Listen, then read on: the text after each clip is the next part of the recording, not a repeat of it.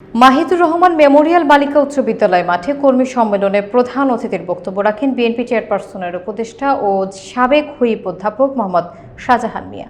বিস্তারিত থাকছে শেতাউর রহমানের প্রতিবেদনে। কানসাট ইউনিয়ন বিএনপির সাবেক সভাপতি মাসুম রানা টমাস মাস্টারের সভাপতিত্বে প্রধান বক্তা ছিলেন উপজেলা বিএনপির আহ্বায়ক আশরাফুল হক।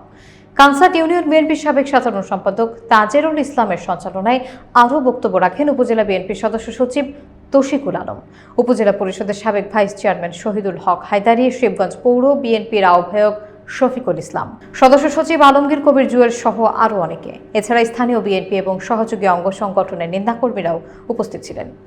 বিএনপির বীর জামতার ঘাঁটি, এটা অত্যন্ত গুরুত্বপূর্ণ ইউনিয়ন, চারদিকের জংশনের মতো। এটা সব দিক থেকে শিখবন থানা হলেও কানসাট ইউনিয়ন কিন্তু শিখবনের চাইতে গুরুত্ব তো কমে নাই, বরঞ্চ কিছুটা বেশি।